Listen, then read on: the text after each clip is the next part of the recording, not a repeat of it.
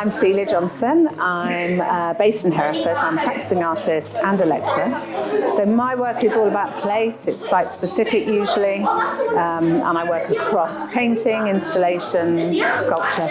I'm working with the students, Class 10 students, Wigmore High School, on a project for the Public Art Trail in Hereford that's commissioned by Meadow and Hereford College of Arts.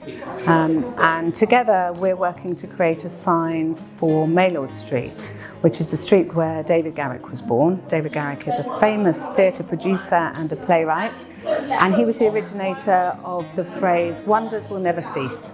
So we're working to create a sign that says wonders.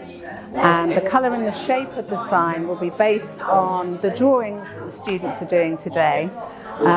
They're making text-based paintings that say art is, and then they respond in whatever way they want to. And the shapes of their letters and the colours of their letters will inform the sign. Now, the paintings that you're doing now will help me to start to work out what colour to do them. At the moment, they're going to be made out of clear acrylic that is then spray painted.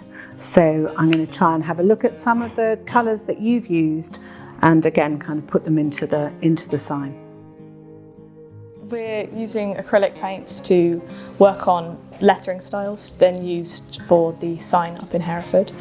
And I'm incorporating different words that I've picked and also other people in the room have picked to give a bigger idea of all of them rather than just a one or two ideas.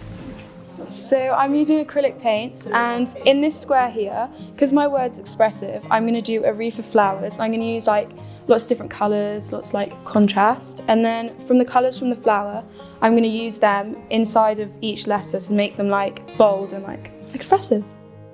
My piece, with my lettering, I tried to make it so I had no blank space, and I tried having the letters fill up everywhere on the canvas.